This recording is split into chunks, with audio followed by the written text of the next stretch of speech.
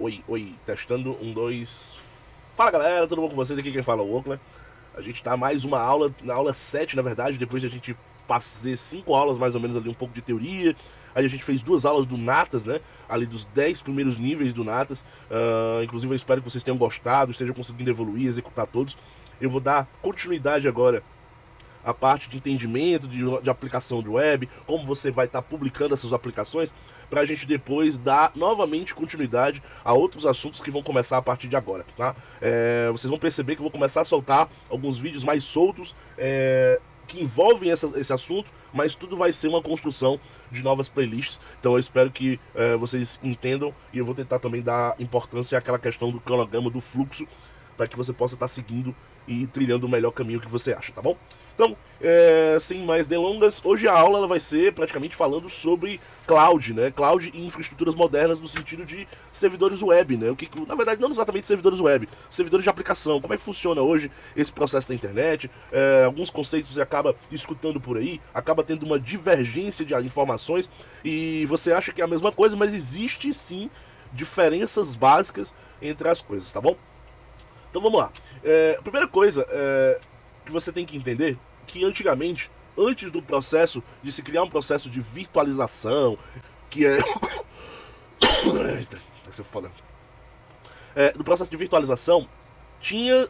Antes, quando você queria montar um serviço, um serviço web, né, você tinha que aqui instalar uma máquina física. Essa máquina tinha que ter os componentes internos, né, para você ter uma máquina física, que é memória, processador, um HD. Aí dentro desse HD você iria instalar um sistema operacional, que podia ser Windows, Linux, enfim, o sistema que você fosse utilizar para depois você instalar o serviço web. Então, vamos supor que você vai instalar o Apache. Vou instalar o servidor web aqui, então instalava nessa máquina. Eu quero instalar outro serviço web, agora o Nginx. Não posso mais dessa máquina, porque essa máquina já está usando para tal coisa, eu tinha que vir com outro computador, né? Configurar aquele computador com um novo sistema operacional, com memória, com HD, com tudo isso. E aí ia ter aqui um serviço de banco, por exemplo. Um banco de dados, né?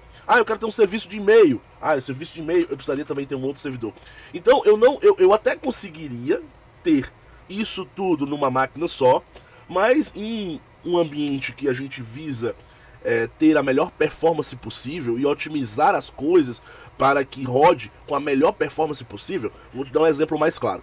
O banco de dados, ele geralmente consome muita memória, já diferente do servidor web que consome mais processamento, né? Então, quando você tem esses recursos opostos, ok. Por isso que é bem comum você ter numa máquina só servidor web com banco. Mas, em algumas situações, vocês vão ter, por exemplo, o consumo excessivo de disco.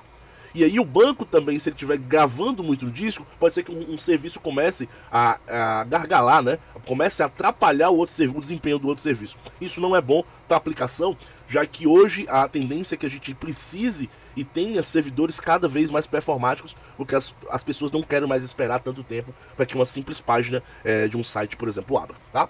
Então surgiu-se a ideia de ter máquinas separadas, só que isso aqui, pessoal, tem um grande problema. O custo disso é muito elevado, porque cada vez eu vou ter CPU aqui, aí não exatamente CPU, memória que está nessa máquina não está sendo utilizada completamente, tem uma parte de hardware ocioso aqui, aí nessa outra máquina já está sendo usada muita memória, mas o processamento aqui também está ocioso. Então, se pensou-se inicialmente em ter maneiras de dividir essa máquina, não mais fisicamente, mas de uma forma lógica, fazendo com que o sistema operacional, né, pegasse esse hardware e soubesse separar, né, em cada um seu quadrado a quantidade de memória, a quantidade de processamento e tudo mais. E aí surgiu o primeiro conceito de virtualização. Vou botar até uma setinha. Setas. Certo? Então surgiu o primeiro conceito de virtualização. Então, copiar aqui esse cara, colocar mais para cá. Então, o que é a virtualização, pessoal? Ao invés de eu ter uma máquina, certo? Para cada serviço, eu posso ter aqui uma máquina, certo? Onde vai ter um sistema operacional, geralmente um sistema operacional voltado para a virtualização, né? Otimizado para a virtualização. Quais são exemplos de sistemas operacionais voltados para a virtualização?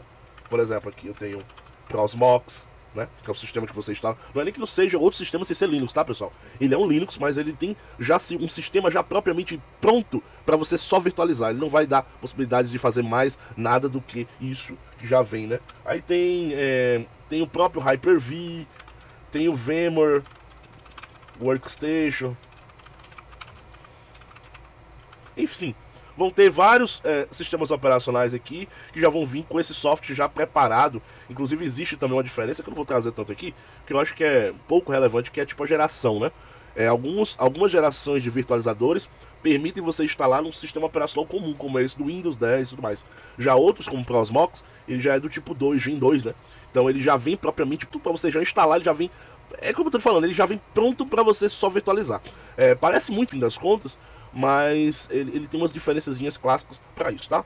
Então, você consegue entender que a separação que vai acontecer em nível de sistema operacional. E se eu for pensar que isso aqui é uma camada, né? Isso aqui é uma camada de hardware. Supondo que aqui é uma camada de hardware.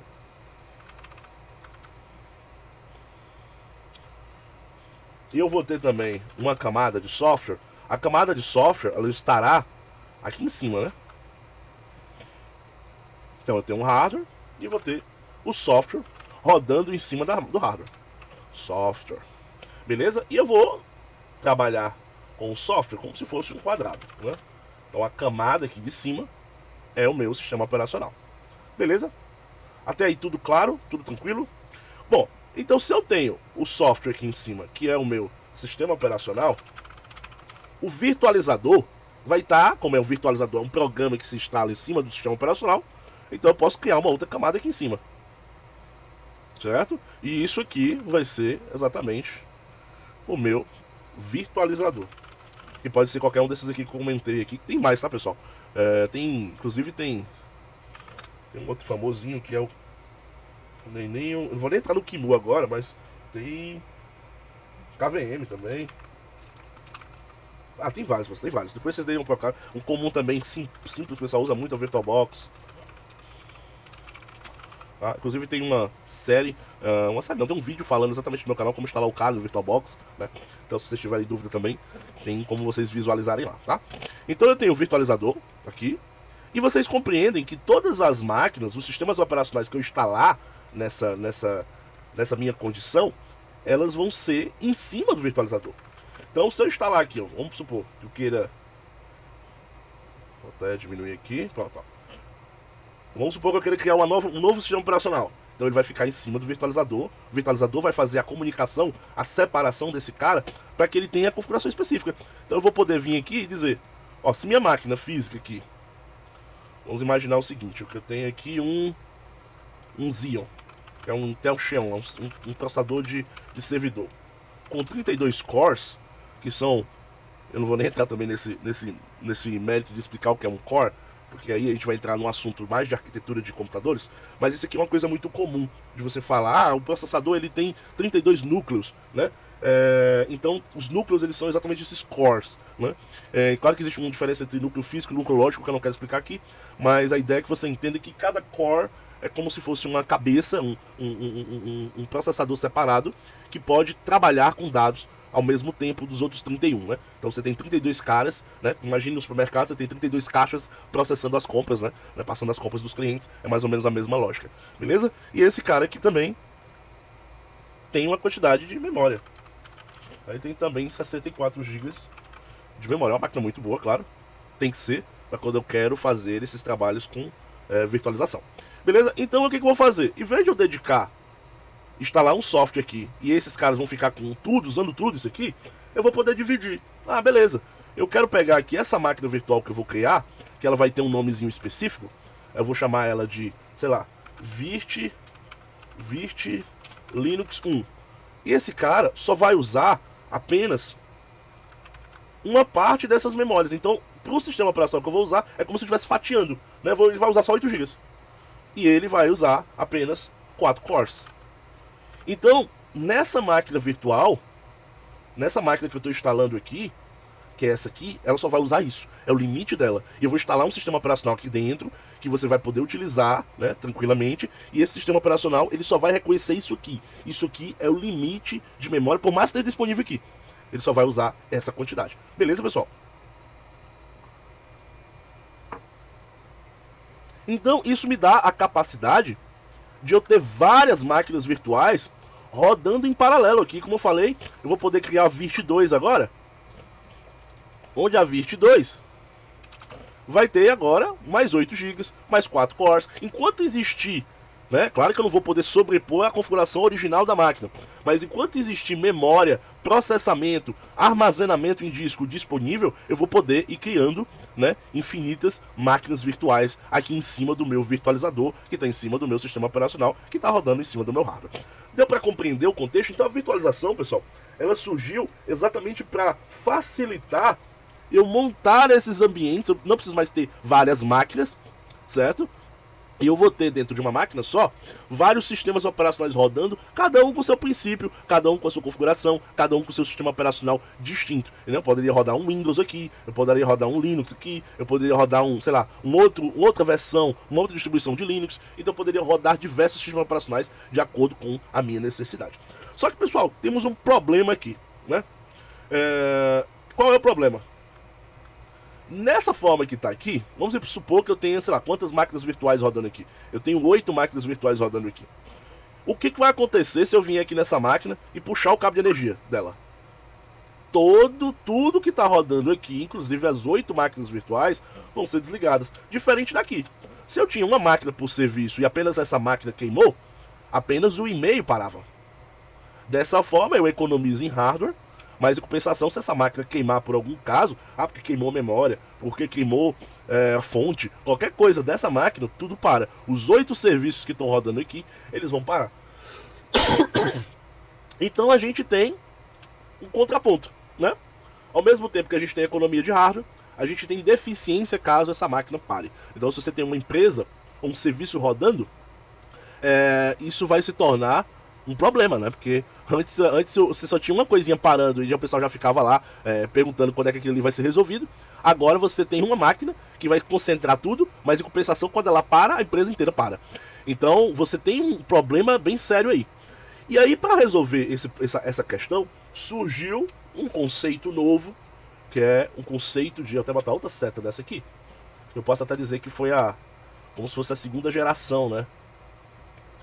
Engraçado na vida de TI, que os problemas eles acontecem, aí a gente vai lá, monta ferramentas que solucionam. Aí essas ferramentas que solucionam, elas geram outros problemas. Aí a gente vem lá depois e gera uma outra ferramenta para solucionar o problema de deficiência da anterior, entendeu? Então assim a gente vai evoluindo os produtos. É por isso que a área de TI ela não para de jeito nenhum, ela não deixa, porque toda vez estão se corrigindo e otimizando recursos e coisas dores do mercado, né?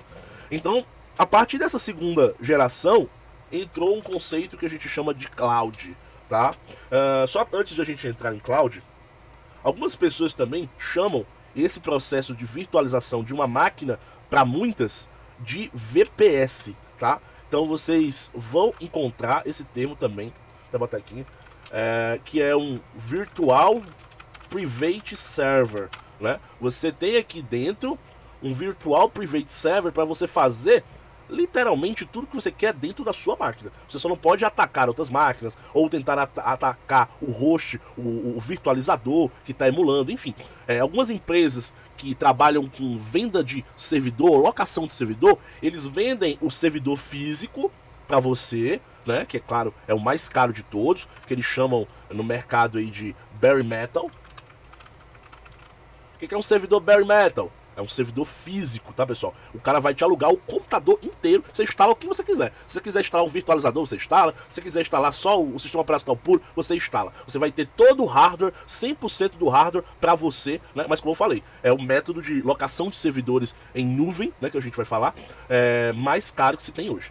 E aí veio essa primeira geração, que é uma geração VPS, onde você vai estar podendo alugar um quadradinho desse, de acordo com a sua configuração, né? Você aluga lá e você vai pegar, eu quero um Virtual Private de 8 GB, tá? Inclusive, aproveitando aqui, existem algumas empresas ainda, acho que a Virpus, eu não sei se a Virpus eles ainda trabalham com VPS, porque é uma tendência migrar tudo para cloud, né?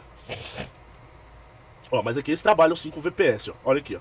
Pure SSD VPS. O que isso quer dizer? Ó, aqui são as configurações, ó. você tem 2 cores, 512 de memória, com 15 de disco aqui SSD, ó, tá?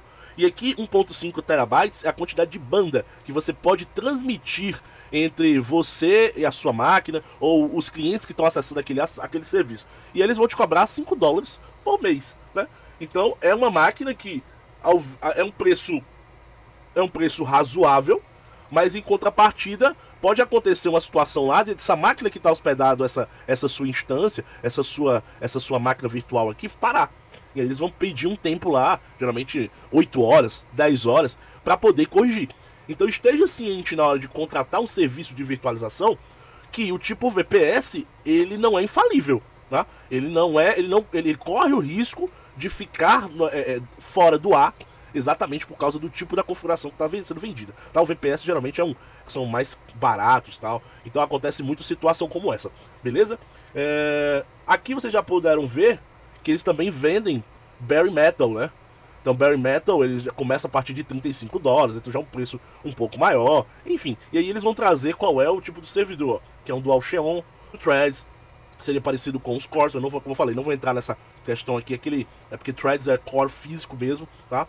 Aqui a quantidade de RAM, quantidade de SSD, aqui já não é SSD, ó, é um HD tradicional, aqueles HDs mais lentos, né? Aqui já é SSD, ó. Ou seja, você está usando um disco em RAID 1, aí tem que ver o que é esse RAID 1, é uma outra tecnologia de gerenciamento de backup de dados. Então, não é nem só backup, tá? Falei backup, mas é um modo de configuração de gerenciamento de disco. Tá? Então, às vezes, RAID 0 é para uma coisa, RAID 1 é para outra, RAID 10 é para outra, enfim. Se vocês quiserem, deixa um comentário aí que eu faço um vídeo explicando qual é a diferença desses RAIDs para vocês, tá?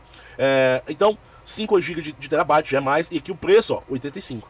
Não é barato, né? Que já custa mais ou menos 85, 100, se fosse 100, daria uns 500, uns 350, 340 reais, por aí. Até mais, até quase 400, se duvidar.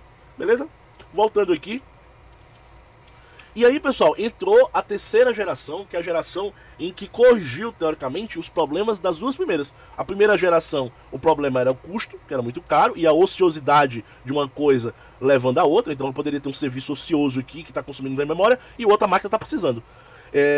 Aqui eu corrigi em questão de custo, mas eu tenho um problema que se essa máquina parar, morre tudo. E aqui, pessoal, eu tenho agora o seguinte. Eu vou poder criar uma coisa.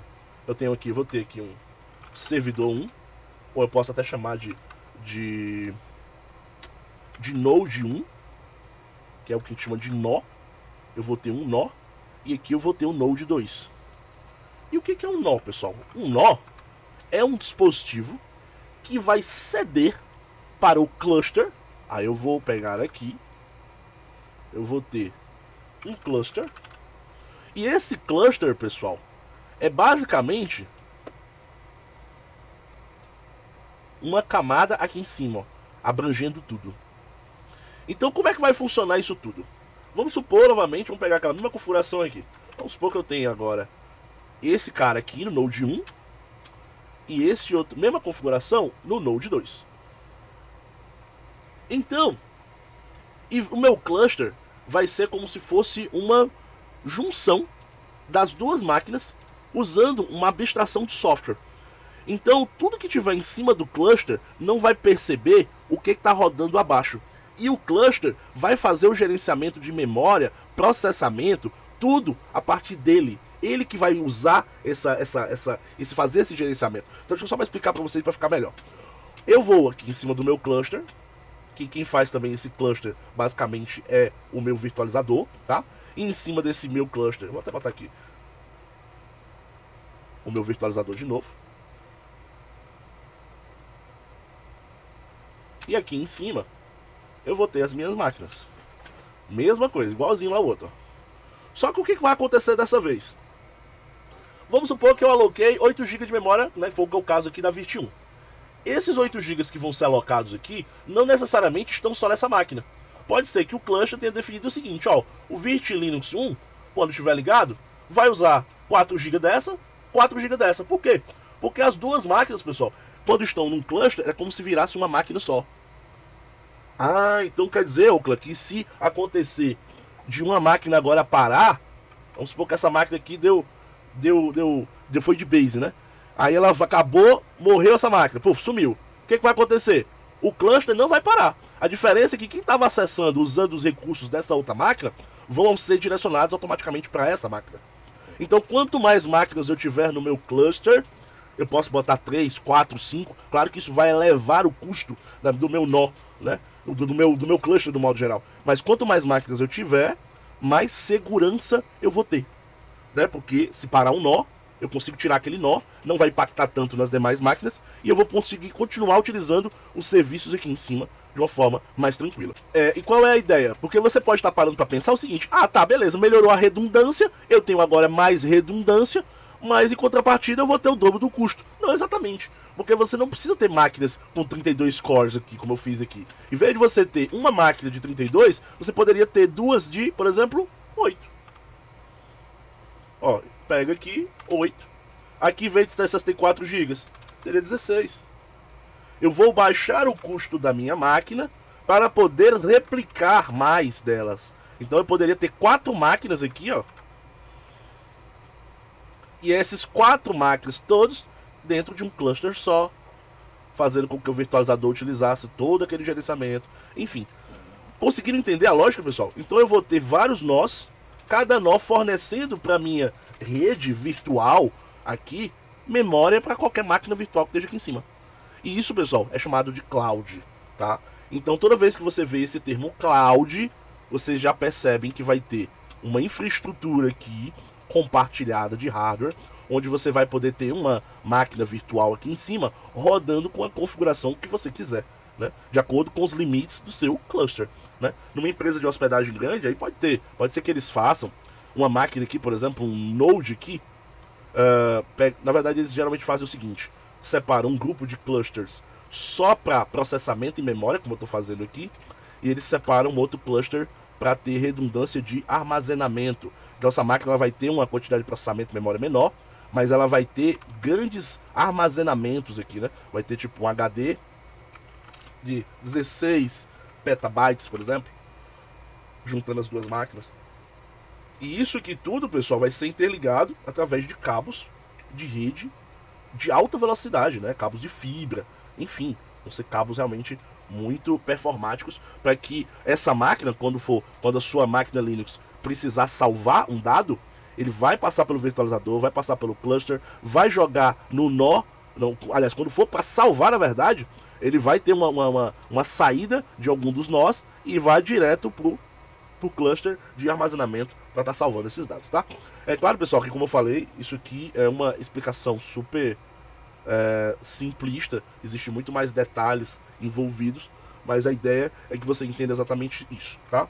E aí, a partir disso, pessoal, surgiu uma outra característica, que foi o seguinte. Essa aqui, até já falei um pouco no canal, que é a questão dos containers, né? Então hoje eu tenho Docker, né? O Docker talvez seja o container mais famoso que tem aí hoje, tá? Mas existem outros containers, né? O serviço de container.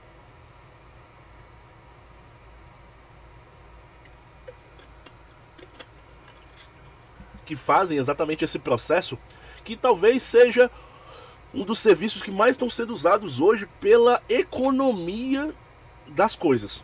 Vamos imaginar o seguinte de novo aqui.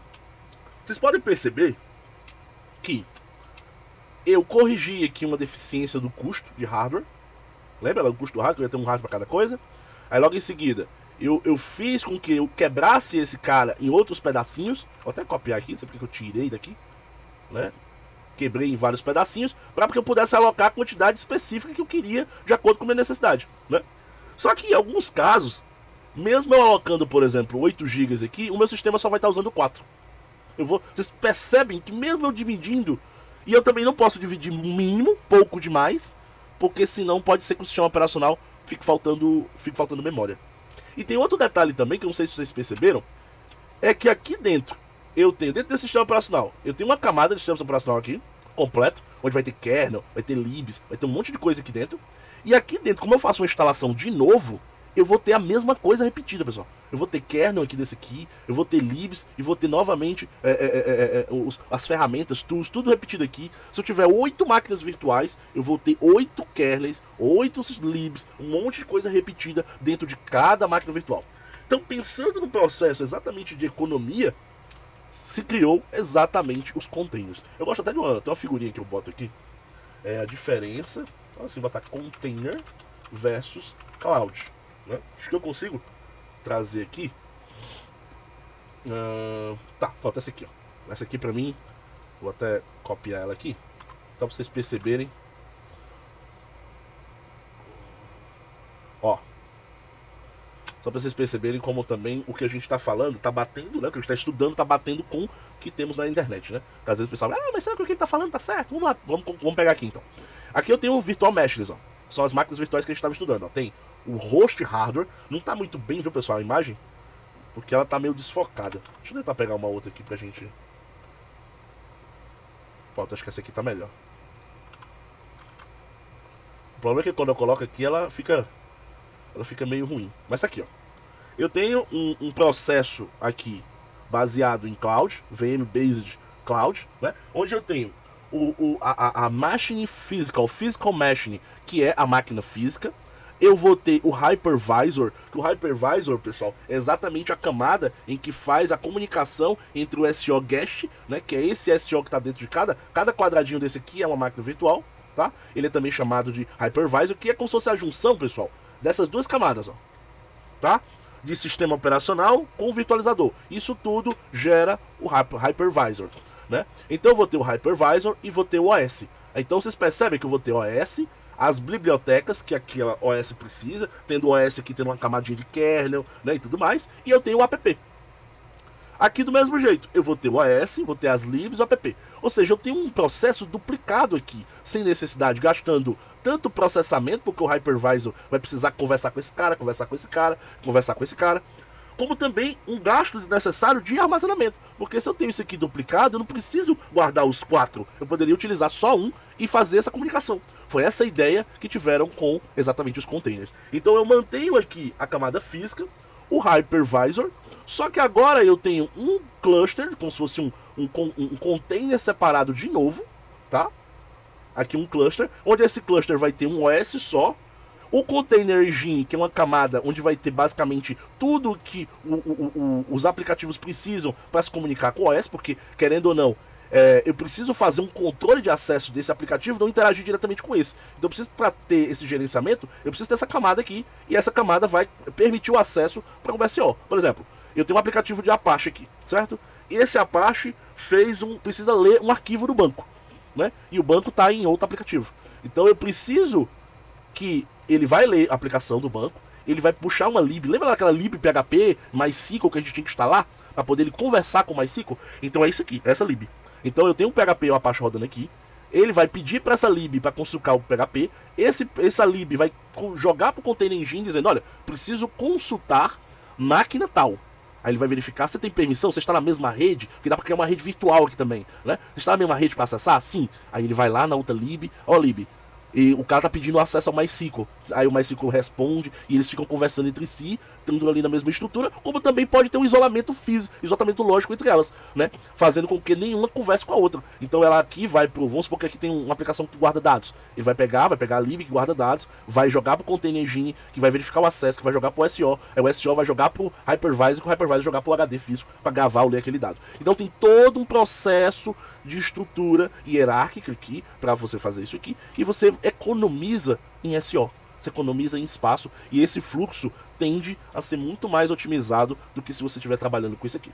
Claro, pessoal, que existem casos e casos, tá? Se você quer economizar e ganhar performance montando uma estrutura de aplicação, servidor, onde cada coisa vai funcionar como uma micro aplicação, porque a tendência hoje é que o desenvolvimento tende a focar em micro aplicações. Então, em vez de você ter um grande monolito, onde tem todos esses monolitos, esse monolito em si tem todos os dados agregados nele, não. Agora você vai simplesmente pegar esse monolito, separar em pedaços, para que a manutenção daqueles pedaços seja mais fácil. Aí você vai ter equipes cuidando especificamente de cada monolito, e eles não interferem tanto na questão do todo, tá? Você consegue colocar pedaços daquele app em teste, em vez de colocar em toda a aplicação. Você consegue duplicar mais fácil, ou seja, você consegue aumentar a carga. Você tem uma aplicação aqui que vai estar rodando a mesma coisa. Pessoal, tem inúmeras possibilidades, tá? Então, por que eu quis dizer isso aqui? Porque, pessoal, isso aqui tudo é importante na hora do processo do pentest, para que você entenda e saiba o que pode acontecer na situação, né? Às vezes você vai invadir, vamos supor que você pegue acesso shell dessa máquina aqui, ó. Você vai estar dentro de um app. Como é que você vai saber que está dentro de um app? Como é que você vai saber como explorar o app2 se você não sabe onde você está? Você pode estar dentro de uma máquina virtual e você também não sabe. E aí como é que eu faço para explorar as outras máquinas? Então tudo isso é preciso de entendimento do básico, tá? Entendimento de como funciona esse processo aqui de container, tá bom? Eu vou, só para ficar claro, eu vou estar criando aqui, tem uma empresa chamada Vultr, e tem outras inúmeras de cloud, mas só para a gente trazer aqui alguns exemplos e aí montar no fim uma máquina virtual para você perceber o que a gente pode fazer no mundo cloud, tá? Isso aqui, pessoal, vai ser um aperitivo, tá? Por quê? Porque a ideia é que na próxima aula a gente tente e mostre algumas coisas de uma das maiores empresas de cloud, que é a AWS, tá? Então vou estar mostrando o ambiente, a infraestrutura, como funciona. É um negócio gigante, tá? Mas a ideia é que você pelo menos possa ter uma introdução e explorar isso, tá? Não sei se a ideia vai ser montar talvez depois uma série de conteúdos da AWS, tá? Mas apenas se vocês realmente se empolgarem de ter esse curso, tá bom? Mas a ideia é que a gente siga apenas com uma introdução aqui para vocês perceberem a importância disso. E aí, se vocês tiverem gostarem mesmo e não tiver aqui, vocês vão atrás de outros meios de entender, tá bom? Então aqui, ó, eu tenho os produtos, vamos aqui, produtos. Eles têm os produtos de Cloud Storage, Cloud GPU, Kubernetes. Kubernetes, pessoal, é uma parada mais ampla do que container. Não vou falar hoje, tá? Mas já entendam que tem como você controlar.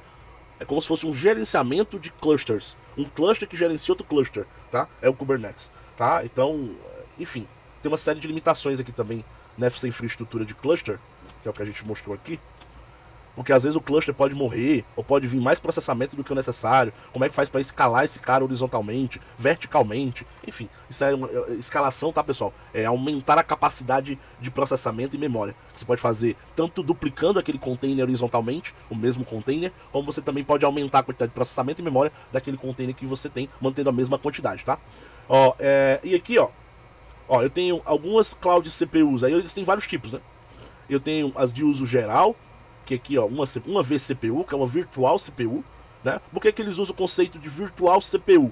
Porque, pessoal, não necessariamente, quando você for usar a CPU, você vai estar usando a CPU, né? Como você viu aqui, a gente vai estar usando uma CPU daqui ou daqui, tanto faz. Pode ser que ele te jogue pra cá, naquele momento, aí a próxima requisição já cai aqui, entendeu? Quem vai fazer exatamente o gerenciamento disso é o meu cluster, tá? O importante é que você saiba que você vai ter uma CPU, né? E essa CPU, ela vai conseguir utilizar X tempo de CPU disponível, tá? Aí é um cálculo para se fazer e tal, mas não entenda que você vai ter uma CPU nem sempre toda para você, tá? É uma vCPU, é uma virtual CPU, beleza? E aí vai ter vários tipos, enfim, tá? E aqui, pessoal, olha como é simples. Eu vou logar na minha conta aqui.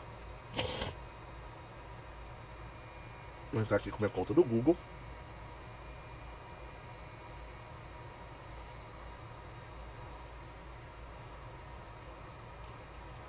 Se vocês quiserem fazer uma conta aqui, é interessante que vocês podem colocar aqui na Vultr, no Google, que geralmente eles têm campanhas dando alguns créditos, ó. Aqui nesse momento apareceu, ó, aqui o anúncio deles. Se eu for clicar, pode ser que eles me direcionem, ó, me dando, ó, $200 de crédito. Aí só preciso botar um e-mail, uma senha. Ele vai pedir talvez um cartão virtual, um cartão de crédito. Você não precisa necessariamente colocar, você pode até, que geralmente o pessoal faz, cria um cartão virtual.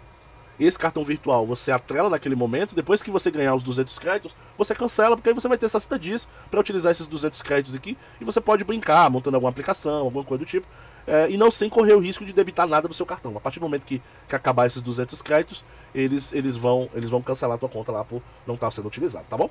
E aí, se você quiser seguir, né, existem planos bem acessíveis para você manter, talvez aí. Eu posso até montar um vídeo. Eu posso montar esse vídeo montando um Kali Linux aqui, para que você possa ter um Kali Linux na nuvem, né? Bem interessante isso aí, já tá me cobrado em relação a isso aí, beleza? Então aqui, ó, estou na parte de Compute, eu vou clicar em Deploy Server. Isso aí depois que eu cadastrei cartão, cadastrei tudo, todas aquelas características, né? Aí eu vou ter, ó, um cloud otimizado para com dedicado CPU. O que isso quer dizer? Quer dizer que se eu comprar um core, eu vou estar levando um core para casa. Então um core aqui é literalmente um core. Eu não vou estar disputando. Se estiver lá na máquina principal, a máquina física, 8 cores e eu comprar um, eu vou estar comprando literalmente aquele core só para mim. Não vou dividir com ninguém, tá? Então eu vou ter esse dedicado CPU.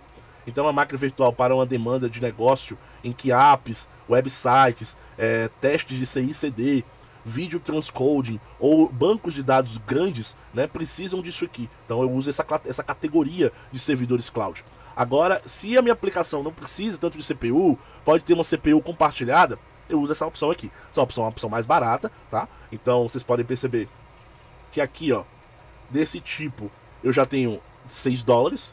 O outro lá já começava com 30, tá? Então voltando aqui, aqui é quando eu preciso, pessoal, ter placa de vídeo na minha placa, na minha vocês viram o preço aqui já, né?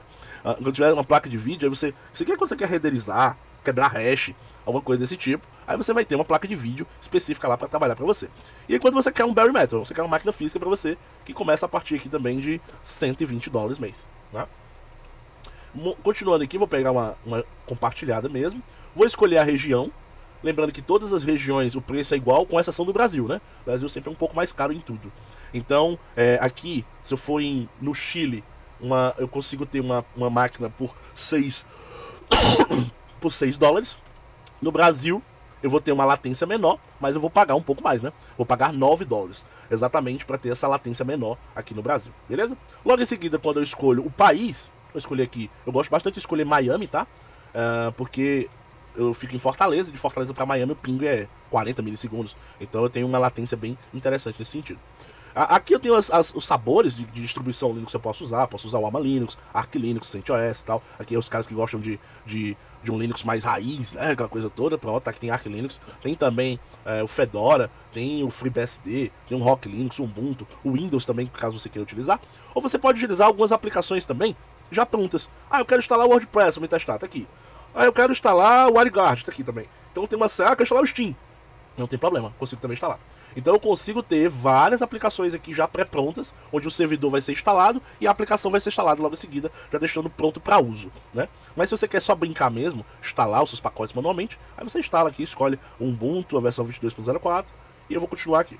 Aqui novamente, pessoal, eu vou estar podendo escolher novas categorias dentro daquela categoria lá. Eu quero usar, em vez de AMD, eu quero usar Intel. Não muda muita coisa, tá? $6 aqui. Aqui também continua $6. Eu quero apenas servidores que tenham uma frequência alta. Ou seja, geralmente esses servidores aqui possuem uma frequência de processador, frequência e velocidade de processador, tá, pessoal? De 2.4, 2 GHz a 2.4, né? Acho que no máximo 2.2 ali, por ali. Só que aí você também pode vir procurar CPUs que tenham performance maior, 3.5 GHz. Então, em algumas necessidades específicas, você pode escolher ver CPUs um pouco mais velozes, né? E aqui uma tradicional máquina, que essa aqui talvez seja a máquina mais barata possível, que aí ela parte de $5, beleza? Aqui ele tá falando que eu tenho alguma oferta de alguma coisa aqui, peraí. Por R$2, não quero adicionar alta frequência, tá? Então eu posso escolher a minha máquina, vou escolher essa mais baratinha mesmo. Aqui ele vai perguntar se eu quero ativar o backup. Não quero ativar, sim, eu entendo os riscos, tá? Também não quero IPv6, não quero proteção anti-DDoS, não quero um Virtual Private Cloud, que é para me poder ligar se não me engano, ele vai ter uma VPC, que vai poder ligar uma máquina com a outra, na mesma rede, uma infraestrutura virtual lá. Não quero, também não quero esse. Cheque se as credenciais são limitadas e configure. Isso aqui talvez algumas coisas de proteção. Aqui um Cloud Init para poder colocar alguma coisa para iniciar junto com a máquina, também não quero. Aqui eu vou colocar talvez... Aqui eu posso escolher uma chave SSH. Essa chave, pessoal, ela pode ser gerada pelo terminal. Assim, ó. SSH. Depois eu vou até falar, não vai ficar uma tangente muito grande, tá? Na verdade, na próxima aula, eu vou tentar ver se eu já falo um pouco mais do protocolo SSH. porque eu acho que até agora eu não falei muito bem dele, pelo menos eu não me lembro. Não, acho que não falei nas aulas de Bandit, né? Foi, nas aulas de Bandit a gente falou um pouco de SSH, mas pra quem não lembra, né, a gente pode usar o SSH Keygen para gerar uma chave. Essa chave ela vai ter uma chave privada e pública, e aí você vai pegar a chave privada, vai deixar na sua máquina, como o próprio nome já diz, ela é privada, ela é sua, e a chave pública você vai colocar aqui, né, nesse servidor que está aqui sendo criado. Se ele não estiver aparecendo aqui, você clica em adicionar, coloca a sua chave pública aqui, bota o nome, e aí você vai poder usar ela na hora de selecionar. Deixa eu selecionar tudo de novo aqui, para ainda. Já está aqui, já está Miami, já está Ubuntu, otimizada para essa opção. Não, eu quero regular. Não, não quero. Aqui eu não vou escolher nada. Aí aqui eu vou escolher a minha chave que já está cadastrada, colocar um nome, servidor do Okla, né? E vou clicar em deploy, pessoal. Pronto. Ele vai começar a provisionar a minha máquina, está instalando, ó. Geralmente é o quê? 2 minutos, 1 minuto, depende muito de como é que tá os servidores deles lá. E aí, pessoal, vão ter várias outras coisas aqui, ó. Cloud Storage. Eu quero armazenar dados na nuvem. Preciso ter um HD grande para guardar esses dados. Aí vocês podem vir aqui e fazer o cálculo. Eu preciso de um HD, ó, um Block Storage em HD. Então eu vou escolher, claro que tem que ser na mesma região onde minha máquina tá. Escolher Miami. E aí eu vou começar a calcular, ó. Eu preciso dos 340 GB. Beleza, 340 GB dá $8. Ah, legal, muito bom. Dá pra mim. Não, eu quero agora SSD. Olha o preço da diferença, né? 34. Se for SSD. Então, o disco é melhor, né? O NVMe aqui é 10 vezes mais performático do que o Block Storage. Então você começa a ter um preço, né? $1 é 40 GB, aqui $1 é 10 GB. Então você também tem que começar a entender o que você quer e quanto você quer gastar nesse sentido. Beleza? Voltando aqui, vamos pegar aqui em Computer. Olha, já criou a máquina, ó, eu posso entrar nela. E aí eu posso fazer tudo aqui, pessoal. Eu posso ver um console, eu posso parar essa máquina, eu posso reinstartar, eu posso reinstalar o sistema do zero, eu posso excluir, né? Aqui já vai vendo quanto é que eu gastei, qual o sistema que eu estou usando, quanto de banda eu consumi. Aqui vai mostrar também como é que está o nível de CPU. Aqui ele vai me dar um IP público, ó, exatamente um IP nesse sentido. E logo em seguida ele vai me dar aqui, ó, um usuário e uma senha também, tá? Caso você não tenha definido aquela chave pública, não precisa, né? Não necessariamente precisa. Deixa eu verificar aqui se ele já terminou de instalar. Ó, já tá pronto, já pedindo login, ó. Então eu venho agora através do meu terminal, dou um SSH, deixa eu aproximar para vocês aqui. SSH root, arroba o meu IP público. Como ele se trata de um IP público, pessoal, eu não preciso me conectar numa VPN, nada. Às vezes precisa, né? Vou adicionar assim, e aqui eu vou copiar a senha. Colei. E aí está. Tô dentro da minha máquina. Posso pingar com a internet. Ó. Como se trata de um Ubuntu, eu vou dar um apt update. Tudo em nuvem, pessoal. Tudo 100% em nuvem, tá? Em cloud, com toda a segurança, estabilidade e tal. É claro que vocês têm que procurar empresas também, que não adianta eu ter toda essa... Eu posso até dizer, toda essa estrutura aqui, se a empresa não tiver um sistema de monitoramento, se ela não for responsável, se não tiver engenheiros para cuidar disso aqui. Então, mesmo em situações assim, ainda acontece degradações de performance. Por exemplo, aqui, ó, eles colocam aqui os avisos, ó. Teve em Miami uma atualizações de HDs, ó. Aí, às vezes, aqui, novos upgrades. Beleza, aqui tá tendo atualização boa. Mas, geralmente, acontece de ter notícia dizendo, olha, teve degradação na cidade tal, de tal em máquina que tá. Mas, assim, usei por muito tempo a Volta, por exemplo. E se eu tiver em 5 anos, tiver tido 2 quedas assim, com mais de 1 hora, foi muito. Então é super resiliente, super performático. E o custo-benefício é excelente, beleza? Então, pessoal, é isso. Eu espero que vocês tenham gostado. A gente na próxima aula, eu vou tentar trazer alguma coisa envolvendo servidores. Talvez vai ser aquela instalação do Kali, né, que muitos de vocês estão querendo. Como também eu posso vir montar uma aplicação ali dentro para vocês entenderem. A gente ainda falta falar de DNS, falta falar de várias coisas que compõem literalmente uma aplicação moderna, tá bom? E não esqueçam de seguir o canal, compartilhar esse vídeo, é essencial para que eu possa estar crescendo, tá? E talvez nos próximos vídeos, não sei nesse exatamente, mas vou estar colocando um QR Codezinho para que vocês possam fazer alguma doação, alguma coisa do tipo, enquanto o canal não monetiza, tá? É uma maneira de a gente estar contribuindo com esse conteúdo. Então às vezes algumas pessoas me perguntam, onde é que eu posso ajudar para fazer alguma doação? Cara, vai ter esse QR Code, quem tiver vai poder estar me ajudando diretamente nessa proposta aqui do canal, beleza? Valeu, pessoal, até mais e tchau, tchau.